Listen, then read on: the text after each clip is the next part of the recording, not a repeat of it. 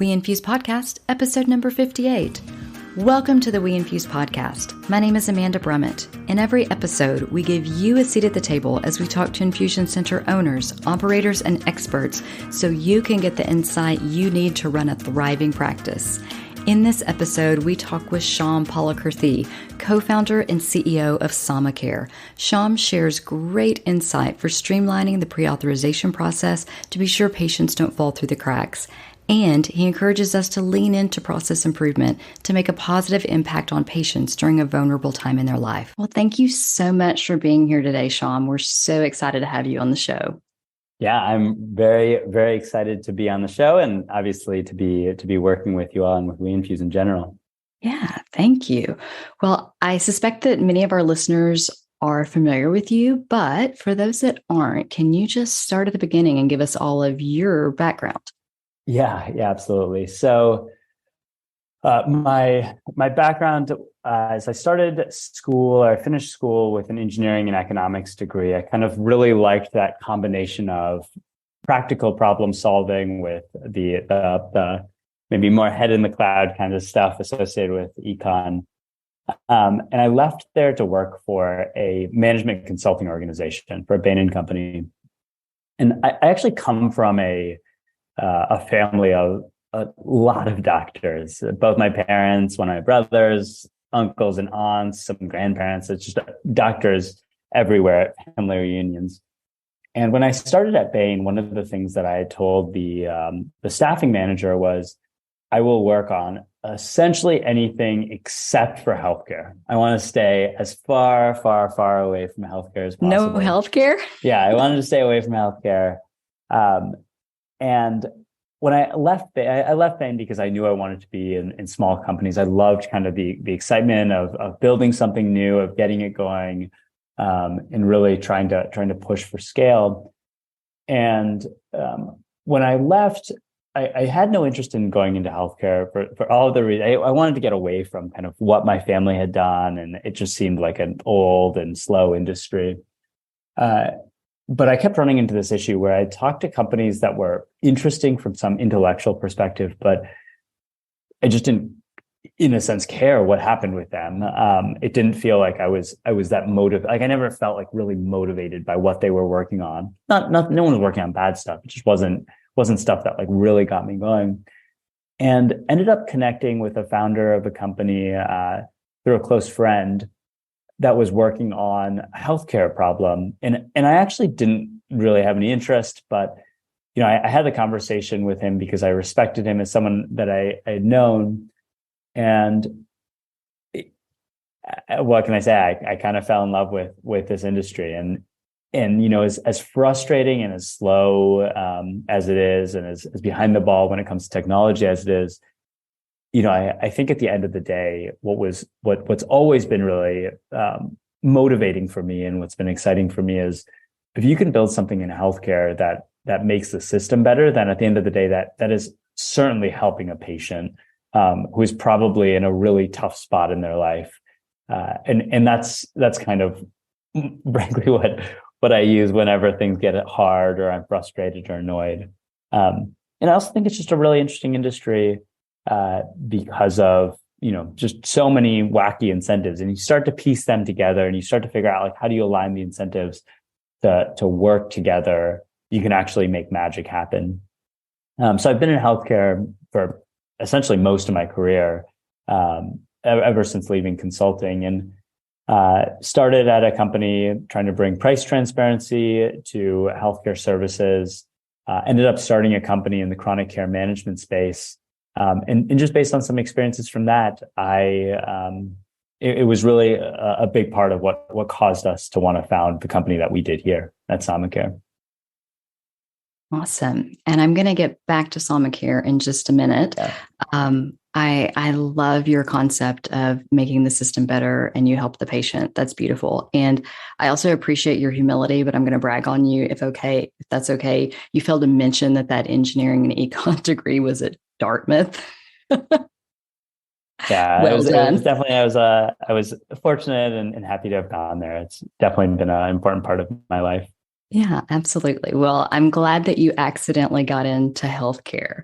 Um, Same here. Same yeah. here. Can you walk us through how you made that transition into the specialty medication realm? And then after that, then I want to get back to SamaCare and exactly what you do. Yeah, absolutely. So, before this, I started a company, as I mentioned, in chronic care management, and I had been in healthcare at that point for 5, 6 years, but I'd never actually worked. Ironically, given my parents and my family and whatnot, who are all doctors, I'd never worked in a clinical setting. I'd never seen inside of a clinical setting, and that experience was really eye opening because, my dad, he's such a mild mannered individual, never complains or gets angry about anything, uh, except for a couple of items, and one of those items is actually prior authorization. He just gets so frustrated when he talks about it. And as a kid, I was always, as a annoying teen, I was always like, oh, dad just wants something to get annoyed by. This isn't that bad, I'm sure. But working inside of clinics, it just got this really interesting, eye-opening view into how administrative barriers like the prior authorization, they weren't just an annoyance that caused some frustration here and there. It was this huge deal that had an impact on, how effective providers could be in terms of the overall workflow of the patient and their experience of going through care, and also just this huge impact on patients at, like I said, this incredibly vulnerable point in their lives where all of a sudden something like an administrative barrier like prior authorization can just be this overwhelming. It's like the straw that breaks the camel's back. And you just get patients who they're not on the therapies they should be on, not because, they didn't want to do it, not because their doctor didn't want to do it, but because this kind of, very intensive process prevented them from actually getting onto the right therapy. And that's really what got us into what we're doing now. And, what was interesting was, you asked about specialty medications.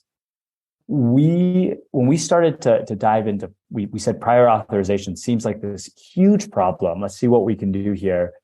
And maybe because we're kind of gluttons for punishment, we said, okay, so prior authorization is a problem. Where is it the worst of the worst problem? Like, we wanted to start in a place where it was so painful and had such an immediate impact on the provider and on the patient, where we could have, even if we were partially successful, we could have a really meaningful impact, which is really what brought us to specialty medications, where there's so much pain around getting patients onto these. I mean, they're oftentimes expensive therapies because they're oftentimes incredibly effective at what they do and very unique. And as a result, they end up having just a lot of barriers around the administrative side of things, the prior authorization side of things. Yeah, that all makes a ton of sense. So let's go ahead and dive into SamaCare. So I understand that you provide software to streamline the prior authorization process for some of these life-changing specialty medications. Can you walk us through how that works? Yeah, absolutely. So my wife always likes to joke that we have the least sexy startup in the entire Silicon Valley area, which I think is probably true, but It's a great tagline. Happily own it. Yeah, that's right. That should be the new tagline for SamaCare.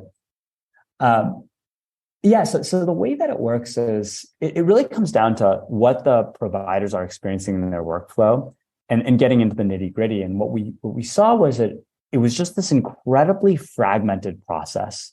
So every drug, every payer, the provider's office needed to do something different for each of them. A lot of times, an embarrassing amount of time, not for our providers, but just for the state of the industry, is a lot of it was fax. It's literally Googling a form, printing off that form, filling it out by hand, and then faxing it to the insurance company. Not because doctors are technologically slow, it's because a lot of times that's exactly and only what the payer is expecting. Yeah, it's crazy. It is totally crazy. It's totally crazy. And what the impact is for providers is it's just such a fragmented workflow that it's very easy for things to get lost, for information to get, say, miskeyed or misentered, and it to get lost somehow in the system, where all of a sudden someone that should be getting onto treatment, tomorrow has to wait another month or a couple months, or maybe doesn't ever end up getting on that treatment at all. And that fragmentation is what we really focused on in our software. So what we do is SamaCare offers this single place to submit the authorization across all of the various payers, across the different drugs that the provider is using, to actually submit it to that payer in a single place. And we handle the kind of complexity of, oh, this particular payer wants you to submit their fax. This payer wants you to submit through, this specific web portal. We kind of manage that process. So we get it to the payer. And then we are tracking the response back from the payer. So we're intercepting the response when it comes back, so that as soon as we see it, our system is automatically categorizing the response, saying, oh, this has been approved, this has been denied. Here, there's a request for more information for the payer, so that the provider's office sees that essentially immediately, or the office sees, oh, we need to actually take action on Jane Doe, John Smith. It's approved. We can start scheduling the patient. So single place to submit, single place to track all of those responses. And then just as importantly, a single place to manage this overall process, to be able to say, okay, across the 1,000 prior authorizations that are in flight in our practice, 900 of them are actually fine. They've been approved. We can start moving on them. But we know that 100 of those are somehow requesting more information, are getting denials, require some sort of an appeal. So just being able to see that bird's level view, not just for the individual user, but also for the administrator of the practice, of the office, to be able to say, oh, here's where we're getting problems. Here are the payers that maybe we need to have conversations with because they're taking a really long time, or they're approving these drugs at a very low rate. So having that bird's eye level view of the management process. So again, single place to submit the authorization, to track the authorization, to manage all of the authorizations at the office. That seems very efficient, and like something that we definitely need. Tell me about, you talked about in the fragmentation, people get lost. You hit a barrier, so they just fall off. And what does your system do to ping the payer or ping the provider's office and keep it something that we're paying attention to, so the patient doesn't fall through the cracks? Yeah, absolutely. So the biggest thing, right, is just having this organization, this place to have everything in one site, one view. So we have different filters for being able to see, like, where are there authorizations that are, say, for a patient that's coming up in 7 days, 14 days, a month. So basically making it really easy for the provider to see that, where there are expired authorizations. So that, like, hey, it looks like this patient maybe is coming in next month, but their authorization has expired as of today. How do we make it really easy to, one, see that, and then to take action on it? So we have this ability to duplicate the authorization. That's something that we get a lot of utilization out of, and we see a lot of our users and providers really like that, is to be able to get that back to the payer and to get the response as quickly as possible. So really what it comes down to is having that view and that ability to see what's going on, rather than having to track it in unstructured notes in an EMR, or to have to look at a spreadsheet somewhere, and making it easy for, like, if my colleague is gone tomorrow on vacation, for me to pick up their authorization and to figure out what's going on, or if someone has to leave the practice for whatever reason, to be able to pick it up quickly and to make sure that it doesn't result in some sort of pause to care. Yeah, that's perfect, that the process is not determined around a certain person, that it lives independently. Love that. Absolutely. So then, as I understand, there is now a WeInfuse and SamaCare partnership. Yep. So for folks that are on the WeInfuse software platform, how does that look for them? Do they need to turn it on? What does it cost? Is it already there? Give us all those details. Yeah, absolutely. So one of the easiest ones there is on the cost. There is no cost. There's no cost either to from WeInfuse or from SamaCare to turn that on. In terms of some of the details of turning it on, we're kind of working some of those out, but basically they don't need to really do anything besides letting WeInfuse know, like, hey, we're partnered with SamaCare. We wanna make sure that data that's coming from WeInfuse is getting transferred into SamaCare, and vice versa. And the way we think about it is, in the short term, it's really just about making sure that, like, the simplest information, the demographics of the patient, of the provider's office, that kind of stuff is getting transferred nicely from WeInfuse that they're already using into SamaCare, so they don't need to re-enter, manually enter any of that information. That's kind of the initial phase of it. What I'm really excited about long term is really deepening the way those integrations work. So everything that's going into the WeInfuse that's relevant for the authorization just gets automatically pushed into SamaCare. And when there's a response that's coming back and there's information about the authorization of the patient that's coming in through SamaCare, that's getting pushed back into WeInfuse. So that's kind of the longer term plan. But just to make sure that this is an immediate win for practices, really just making sure that information on the demographic side is getting pulled from WeInfuse into SamaCare. So it's just reducing manual entry to start off. And long term, we want to work with WeInfuse, and I know those, like, the WeInfuse folks are super excited about this too. Is how do we make that process as automated and integrated as possible long term? For sure, because every time we don't have a human being rekeying something, we reduce the opportunity for errors. Yeah, absolutely. Absolutely. Well, that sounds like an amazing partnership, and I'm really excited about it. Let's dive a little bit more into your experience in infusions. Yep. What would you say has been your biggest challenge in infusion practice, and maybe a specific story that gives us a behind the scenes view? Yeah, it's a great question. So, I was thinking about this question, and I don't think there's been like one, capital C big challenge that we've run into. It's been more just a small set of challenges. And it really comes down to, it comes down to workflow. Workflow is just a little bit different. And, when we started with infusion centers, all of our experience had been with providers that were actually both prescribing the drug and administering the drug.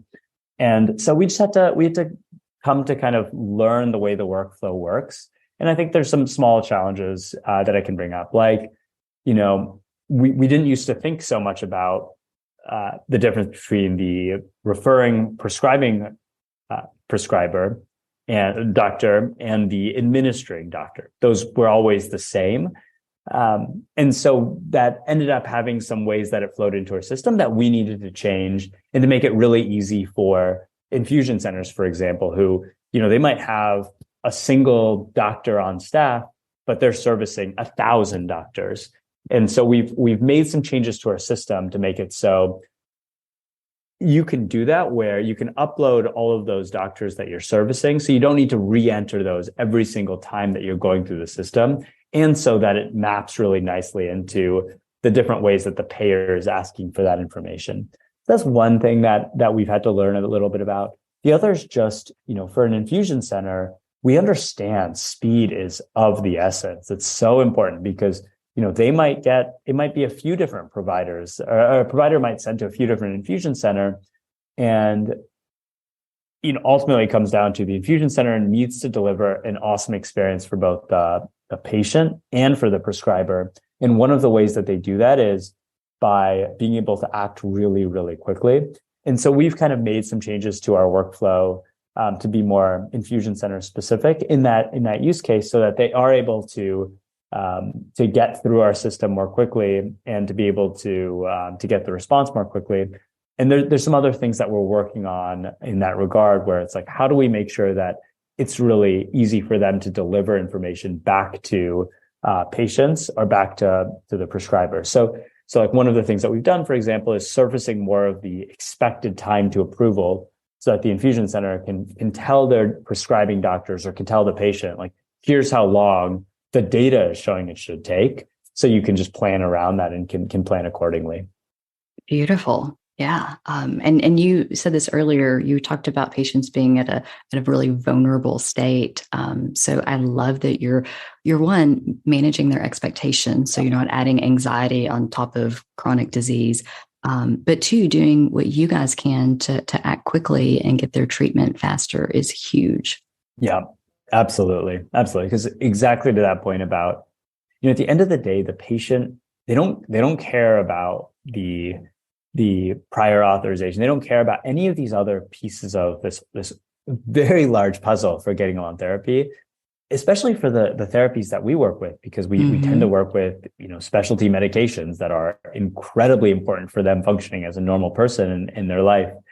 All they care about is like, how do I get on therapy quickly, and how do I move on from this, what can be a traumatic experience in their life, to just getting back to their life. And so one, of course, is how do you make that as fast as possible? But then two is how do you give them, because sometimes patients are like, well, I understand if you tell me that it's going to be a week or 2 days or, whatever it's going to be before I can get on therapy, but I'd like to know that so I can kind of plan and set my expectations accordingly. Yeah, absolutely. Totally makes sense. Well, tell me, what has been your biggest light bulb moment so far in the industry? The biggest light bulb moment, I think, I'll cheat, Amanda, and I'll give you two. One was very early on where we didn't realize how this is one where I think it sometimes gets underappreciated, is just how many drugs and how many patients rely on infusions. That was definitely a light bulb moment, and I honestly think that's increased so much over the last decade that I think it's something the industry hasn't quite caught up on. It's why, frankly, like companies like We Infuse are so valuable, and frankly, like why we focus in the area that we do, is because it has been historically underserved. And I think, if you look at kind of the number of patients that were getting infusions, say in 2005 compared to 2015, or compared to like 2023, it's just gone up so much. And that was a very early light bulb moment for us.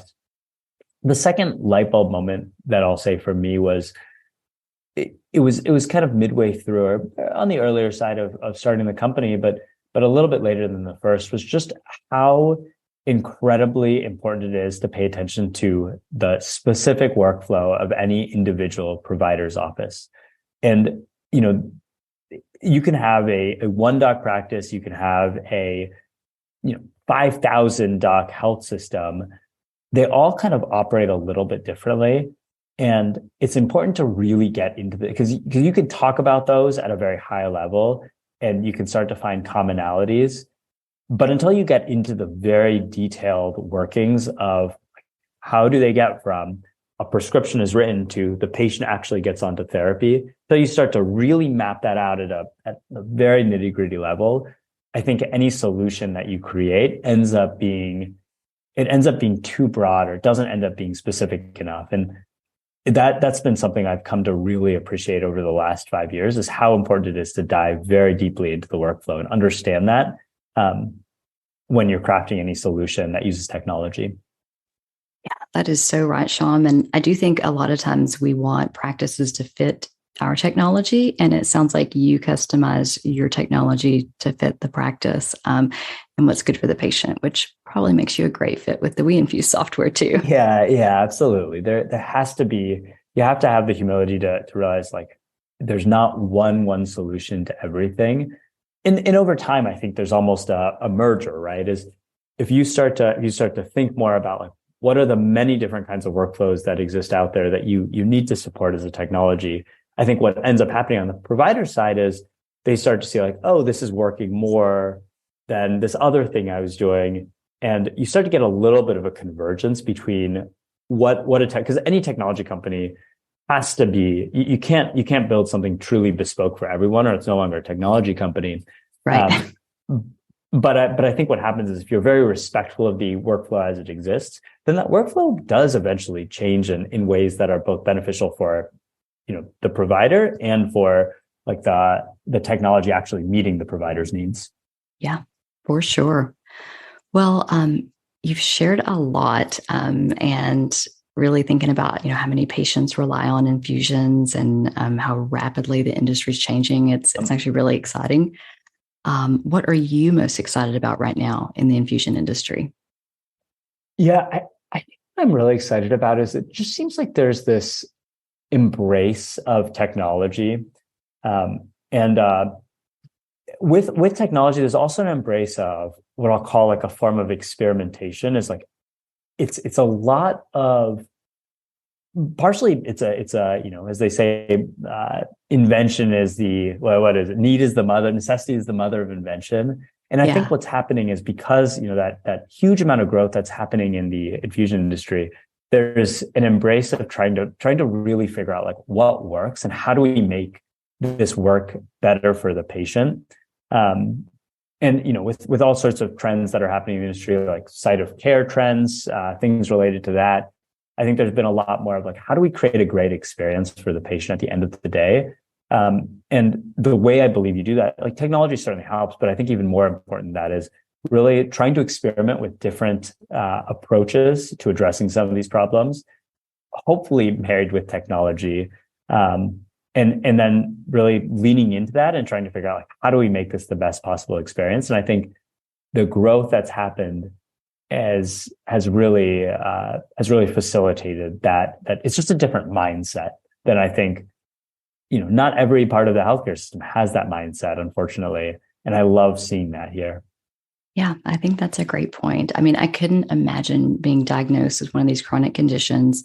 Okay, so I find a doctor, somebody's going to help me. They've got some miracle drug.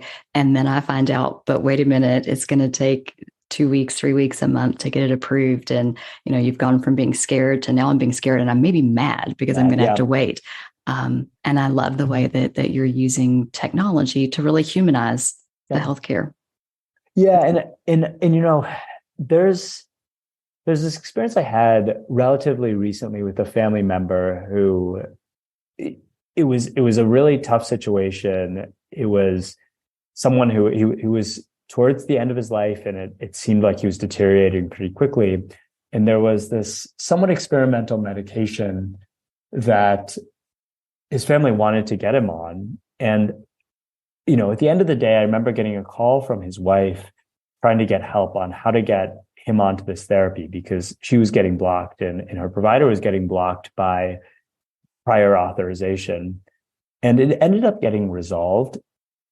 Unfortunately, he ended up passing away, and it probably wasn't going to be the difference in him having a shot or not. But what makes me so angry about the whole situation is he was always going to get approved for this. It was just this thing. I don't even know if I blame the insurance company. I used to, but I don't anymore. It was just this whole process and apparatus that slowed down him getting onto therapy. And what makes me angrier than the fact that he was put on therapy late was that his family had to fight in order to get him on therapy for something that was always going to happen just because of this horrible, horrible process. And to the extent that like we can make that a better experience for folks like this family member and his family, that is like that's essentially what we're trying to do is how do we make sure that just the amount of pain that ricochets at the patient gets reduced to the point where it's not a pain at all. It's just a thing where patients are able to get on the right therapy based on purely the clinical nature of what they need, what the doctor thinks is needed, and what they feel is right for themselves. Yeah. Yeah. To use your words, it's making the magic happen and the patient never even knows about it, which is perfect. Absolutely. Which is exactly how it should be. Yes, for sure. Well, Syam, you have shared so much great information. If you had one last piece of advice for our listeners, what would it be? Yeah, to go back to what I was saying a moment ago is I think always just look for ways to experiment to make the process better. And sometimes that means you need to tolerate some degree of like experimenting is always more painful than doing what you've always done in the short term, but it's almost always much less painful and much better in the long term. And so I think whether it's frankly, technology companies like us, providers, patients, whoever it is, just trying these little experiments that can help figure out where can you make it a little bit better, and trying to lean into those and figure out like where there are the wins to be had. That is fantastic advice. Thank you so much for that. We all need to remember that every day, that we've got to tolerate that little bit of discomfort so that we make it better for the patients that trust us. Yeah, absolutely. Yes. Well, thank you for your time today. Thank you for sharing SamaCare with us. And we look forward to our listeners getting to explore it. Yeah, absolutely. Thank you so much, Amanda. It's great to talk to you today. Well, that was great information from Syam Palakurthy of SamaCare about the complexity of pre-authorizations, customizing workflows, and experimenting to improve processes for patients. If you aren't familiar with the WeInfuse software platform and Rx Toolkit's web-based resources, I encourage you to schedule a test drive and be sure to check out SamaCare during that test drive. These tools can save you time and money in your practice while making infusions safer for patients and caregivers. My name is Amanda Brummett, and we'll catch you in the next episode.